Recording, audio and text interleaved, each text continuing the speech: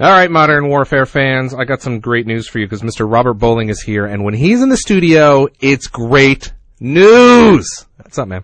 Nothing much. I mean, I'm excited. We're about to release the second DLC pack for Modern Warfare 2 already. That's. I don't even know what to say because it feels like you just released the other one, the first one. We did, but we want to keep them coming in hot. Right. Keep things going. Now, the first one, which was, by all accounts, a hit. Yeah, I mean, the numbers were insane. I mean, it was one of the top-selling Xbox Live DLCs. Right. Now, what are we going to see in the second pack?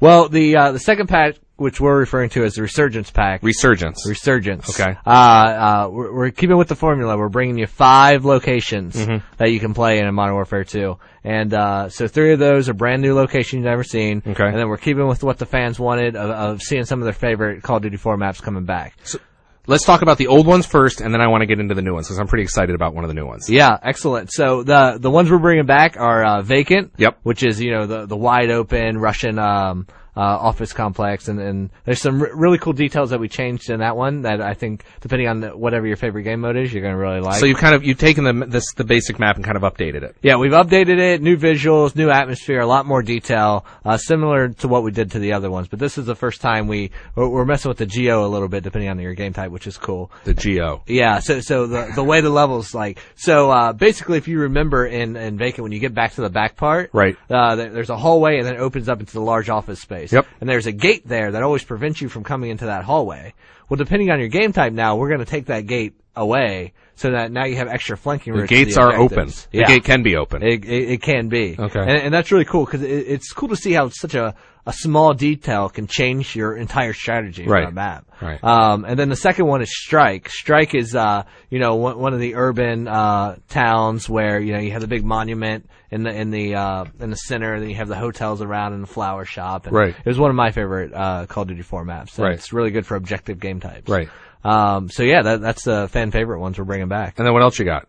So the new one. Yeah.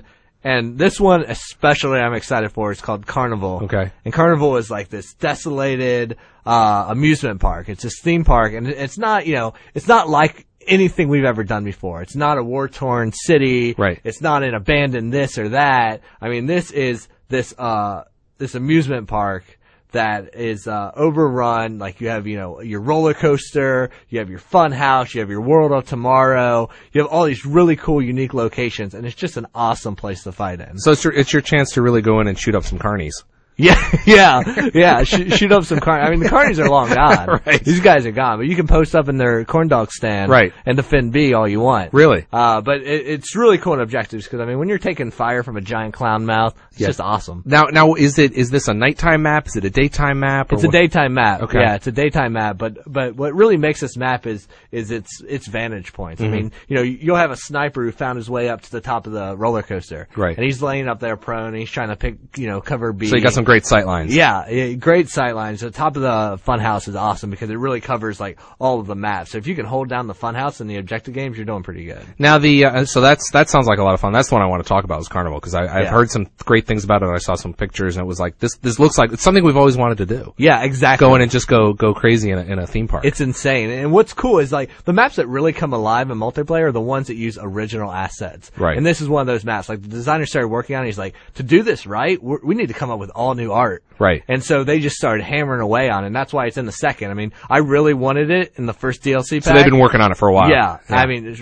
right after launch. And right. Like DLC 1, they're like, we could probably do it, but we want to give it as much polish. Yeah, you want to do it can. right. Yeah. Right. You want to so do it it's all original assets, and I mean, it really makes that. Is it a big, like a theme park, or what? Give us a sense of the scope. It's fairly big. I mean, the atmosphere is huge, but right. the actual player area is big as well. I mean, like I said, you have like all the major parts. You have the World of Tomorrow. You have the roller coasters. You have the game stands. You have the fun house, the bumper cars, the castle. Right. You have this huge playable area, and they're each unique and themed out, and that's what makes it really cool. Right. Wow, that sounds like a lot of fun. Now tell us about the next one. The next one is Trailer Park, and Trailer Park's completely different. So this is like super tight corridors. I mean, you have these trailer parks, like, super condensed all over. It's a maze to get through there. I mean, you can cut through the abandoned trailers. You can cut around the routes or the community area. You know, there's a pool area. There's a barbecue set with a picnic table and beer cans all over the place. I mean, this is a good old American trailer park. Yeah, let's talk about that for a second, because trailer parks, I mean, I assume it's not like a camping trailer park. This is like what we see on the side of the road, that some...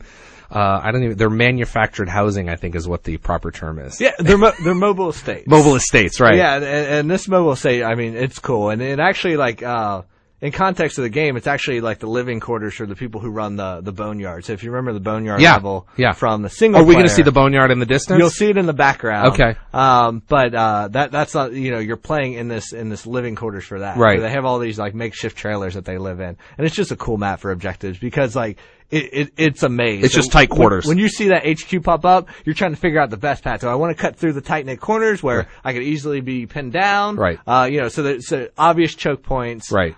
Which just make it, you know, a thrill to play. So 5 maps. Now you've just, you know, you've got them out on the Xbox 360. They just released on PlayStation. What kind of feedback are you getting from the first map pack? I mean, now that everyone's got them in their hands. Yeah, the feedback's been awesome. I mean, I think the formula we went with of the 3 new maps and the 2 classics, a lot of people have really responded to. Well, they were worried about it at the beginning. They were. Yeah. And the thing is, but like, you guys delivered. Yeah, you know, people want new locations. Right. And we're all about that. Like, we want to hit you with brand new, fresh stuff. But, early on, when we first started talking about DLC, you know, we went to the community and we're talking to them, we're seeing what they're saying and what they wanted. And there was a huge demand for some of their favorite Call of Duty 4 maps. Right. And that's what we wanted to make sure we delivered. We wanted that variety of all new locations, but also let you experience your favorites in an all new way. And, you know, showing from the numbers and how many people are playing the new map pack, that formula seems to be working. And how? Now, let's also look at, so, assuming, you know, when this map pack comes out, that will add 5 more onto the 5. How many total maps are there going to be after this map pack gets released? Oh God, I don't know. What is the number? Yeah, it's pretty big. It's high 20s. Yeah, it is high 20s, Yeah. isn't it? I mean, I think the most we've ever had on another game, I think, is 21 or 22. Yeah. So I think you guys may have the most maps of any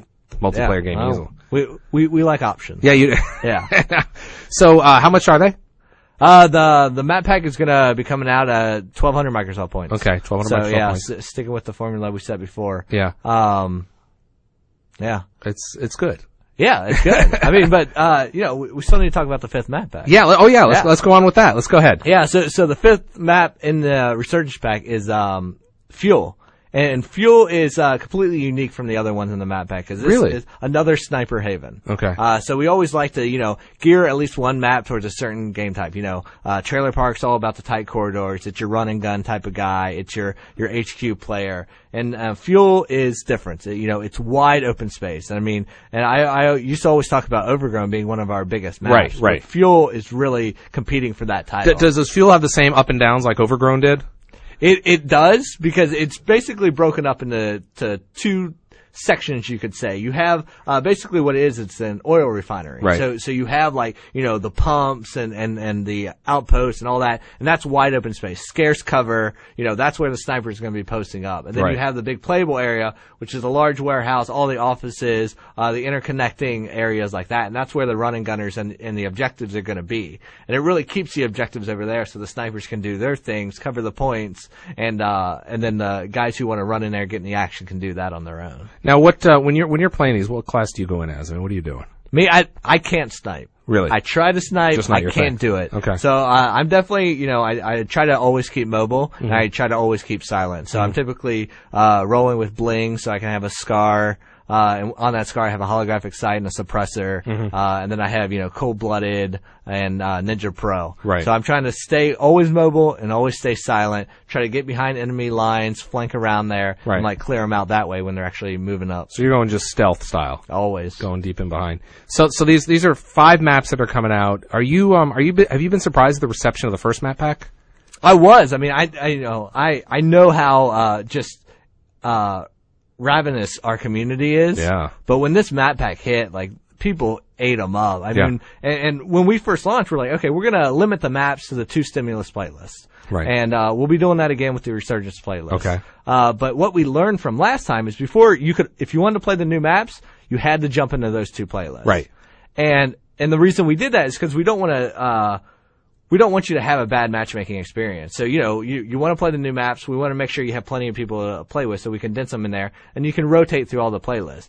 But then we just saw how fast the maps were selling and how much of the community. And how many people had them. Exactly. Yeah. So we're like, well, that's no longer a worry. Let's add them to the rest of the playlist. Yeah. So I think this time around, we're going to relook at that. We're like, maybe, if demand's high, we're going to go right out of the gate and have all the maps and all the playlists. Right. But we're definitely still going to have those 2 dedicated playlists with the Resurgence Pack when we come out. Yeah, I mean, for the some of the core audience on Xbox Live who, played the first map pack, bought, as you just talked about, you sold a ton of them.